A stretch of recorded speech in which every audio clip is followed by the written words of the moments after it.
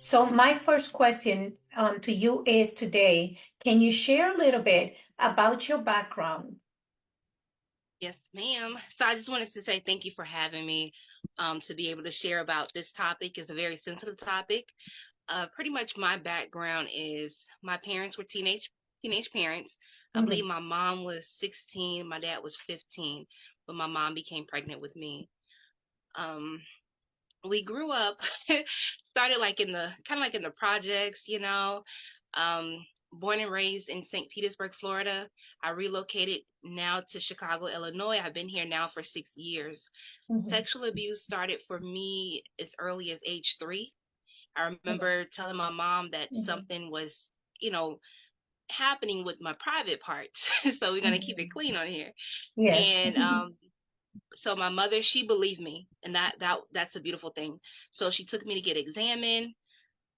I'm not sure to this day exactly what the doctor found, Mhm. but it was determined that someone had touched me.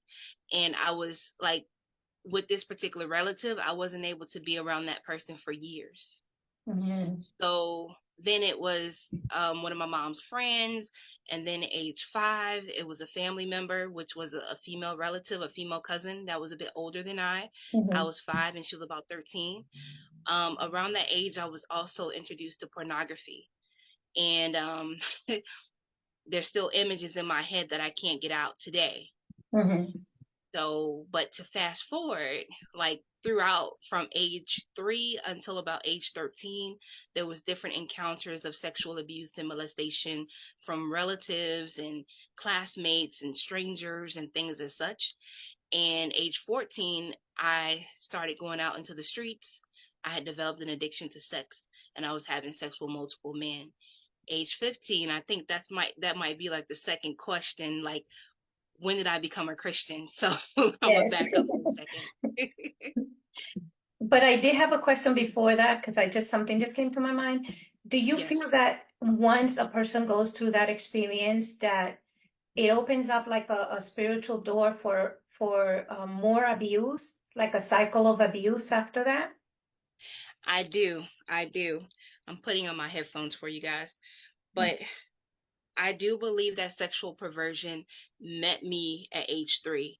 Mhm. There could have been things generational, that could have been in the bloodline. But Mhm. I do believe that it was a spiritual attack to try to keep me from being here today. Some people will often say, like, well, if God was there, why did God allow that to happen to you?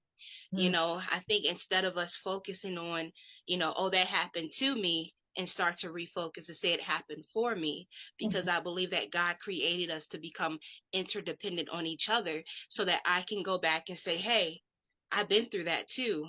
Let's get through this together. Wow.